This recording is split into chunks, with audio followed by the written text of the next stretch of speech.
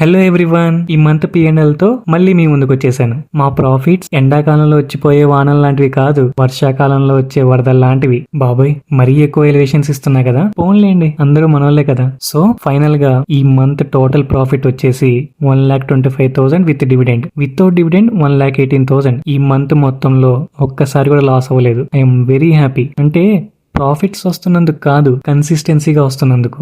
నేను ఈ మంత్ లో ఓన్లీ 2 స్టాక్స్ బై చేశాను. First one Aster DM health care, దానివల్ల నాకు 80K ప్రాఫిట్ వచ్చింది. సెకండ్ వన్ మ్యాక్రోటెక్ డెవలపర్స్, దీనివల్ల నాకు 38K ప్రాఫిట్ వచ్చింది. మీరు నా ట్రేడింగ్ డైరీ చూసినట్టయితే ఇక్కడ ఓన్లీ 3 టైమ్స్ మాత్రమే ట్రేడ్ చేశాను. వై? బికాస్ 3 ట్రేడ్స్ కి నేను నా టార్గెట్ రీచ్ అయిపోయాను. పాస్ట్ లో చెప్పినట్టుగానే నేను ఒకసారి నా టార్గెట్ రీచ్ అయితే అది ఒక డేకి గానీ మంత్కి గానీ స్టాక్ మార్కెట్ ఎంత టెంప్ట్ చేసినా సరే నేను మళ్ళీ ట్రేడ్ చేయను. నాకు అవసరం లేదు. ఎందుకంటే నా టార్గెట్ ఈ మంత్ కి 30%, బట్ 35% వచ్చింది. చాలు కదా. నా ఒపీనియన్